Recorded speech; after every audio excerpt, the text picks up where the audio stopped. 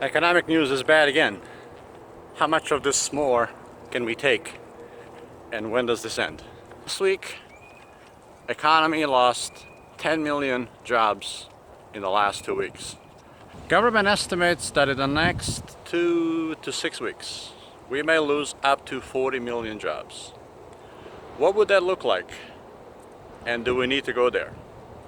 About 3 months ago, we had about 155 million people working in this country, which translated in about 3.5% unemployment rate. To put into context what 10 million jobs lost in 2 weeks is, let me just say that under normal growing economy in this country, we add about 2 million new jobs per year. So we have basically taken 5 years worth of job growth in this country in 2 weeks. How much more can we take? How does this economy compare to the crash of 2008? Let me illustrate by comparing using two airplanes about the crash. Economy of 2008 was like an airplane overloaded with fuel and cargo and people and flying overseas and hoping that with a good jet stream can reach the destination.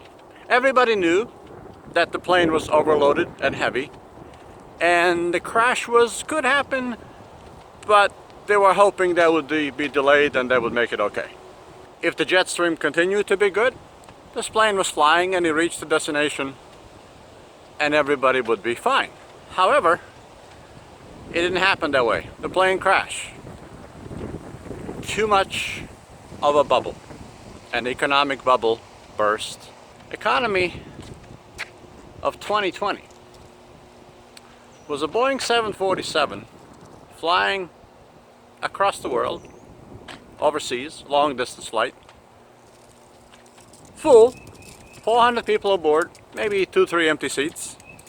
All engines are running smooth, the wind is good, the weather is good. Everything is running fine, no one worries about it. They do see a storm cloud in the distance on the radar and they understand, yeah, we've seen this before. Not to worry about it, we can ride that, it's gonna be a little bumpy ride, but we can make that. Once this plane hit the cloud, based on information given from other airplanes, the pilot decided, as they hit the turbulence, oh, the way we fix this, we start shutting down engines, one engine after the other. Pretty soon, plane started to nosediving and it was heading toward the earth. Now they're down to one engine running. They can start to see the daylight. The big cloud is gone, the storm seems to be passing. The pilot orders the co-pilot to reverse the engines and put the things back in place. Economy is kind of like that. Just like the plane. Any jet engine plane, you don't push the button and the plane engine starts and you're back cruising it as you were. It takes a long time. There's a process that the engine gets going, warmed up and thrust build up and all that kind of stuff. So it takes more than a split second. Just like the economy. If you've gone too far, if you cut things too deep, the recovery does not happen in a split second. We cannot shut these engines down and hope that in a few weeks we're just gonna flip the switch and we're gonna be good as new. It doesn't work like that. My guess is that at most, this economy can take 2 more weeks of this. And I strongly agree that we have to turn things around in 2 weeks because this engine will be impossible to reverse. So if we had 155 more or less million people working and we just lost 10 million, that's roughly 7%, 6.5–7%. If you add that to the existing unemployment rate of 3.5, we are already at 10% unemployment. If in another few weeks we add another 10 or 20%, as the economists are projecting, that we can have unemployment of up to 30-some%. That's 40, 50 million people laid off. The country will not make it. We will not turn around anytime soon if that happens. So, I'm calling it, it's time to pull the plug. My advice, as soon as we have enough respirators, gloves, especially gloves and masks, we're opening the gates. And I'm giving it 2 weeks. Because what will save this country is individuals. It's a private sector. The government will not save us. Only private sector can save us. There are numerous companies who are working, they're building, they're innovating, investing, producing. And the goods and services, especially ventilators, gloves, and masks, will be available, and we need to let people go back to work. Projected death right now, based on the best of government modeling, is 100 to 200,000 people. I don't think that's going to be the case, because I just think the numbers are all wrong.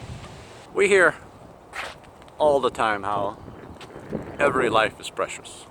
We are willing to accept some death because it's, guess what, inevitable. We're all going to die, and we just don't know when. So why some deaths are worse than others? We don't have 30,000 deaths. This is April 2nd today. We are about 12,000, I believe, deaths in the United States total. So we're not nearly up to 150,000. But so what do we make out of data that up to 150,000 Americans are going to die? So it is not a death sentence. What we are not saying is how many people are not going to die from coronavirus. So if we assume 330 million people in this country, if we say 329,922,000 are not going to die from this, if we use number that represents the whole population and say that these people are not, so 99.5% are not going to die. People say, hell, I'm going to work, I'm going to school, I'm going to, about my business, I'm going to use some precautions because I don't want to get sick, because that kind of sucks. But just like we drive to work every day, we don't think about it, because every day there are 2 people on average in each state killed on a highway. And none of us that have jobs or had jobs would wake up in the morning and say, I'm not going to work because I could get killed on a highway today. No, we just go, because we take 2 people per state per day. Yeah, it's life. People die all the time, so just go. So what are the lessons from this? One of the lessons is that right now we are living on a model. The country economic system is living on a model which may not be correct. It could be wrong. Are these the same people doing the modeling who told us that based on the models for climate change, we're all going to be dead in 8 years or 10 years or whatever the number is, and if we don't do those things, the planet is just going to end, the life on Earth is going to be done, and this and that? Should we live as a country, make a decisions of our daily life of a population based on modeling? So what else did we learn during this crisis? Well, we learned that communist and dictatorial regimes lie. Ah, wow. There's a surprise, right? We learned that China has been lying about their numbers. Of course, let's not forget that North Korea is the only country in the world who does not have a coronavirus. Wow. I don't hear anybody or see anybody moving back or asking to move to North Korea, right? It's a great place. It's a communism. It's state-run dictatorship. It's fantastic. They have no coronavirus. Iran, can you trust Iran? Can you trust the data from Russia? You can't. So all those models that we've been using and data, I say we scrap that.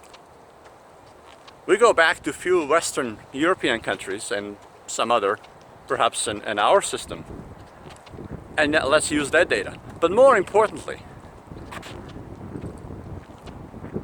let's use the good data. Let's not just report the number of cases, because we tested those and we report number of cases.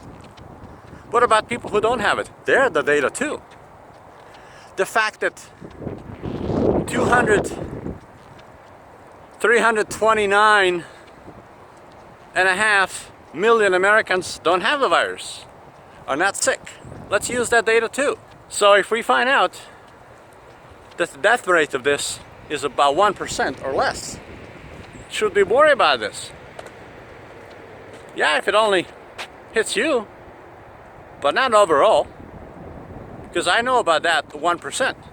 Because a year ago, I had a pacemaker surgery, a routine operation, routine procedure done all the time, hundreds of thousands of times a year. Less than 1% complications. But guess what? I became that 1%. And if it wasn't for my wife, I would be dead today. Her quick reaction saved my life because I went through the normal procedure, developed complication, I was bleeding internally. I was choking on my own blood. So I understand how it is to be close to dying and be that 1 percentile. But overall, we have to make the right call and we have to open the country. So my solution to this, my solution for fixing this, April 15th, we're opening up. We're allowing people to go back to work. By that time, we should have sufficient amount of masks that people can purchase. We should be wearing a mask for the next few weeks, few months, but should not stop us from working and going about daily lives. The other thing, we need to start testing everybody for antibodies, because we may find that millions of people, especially millions of healthcare workers, have had the virus. They got over it, they didn't know about it.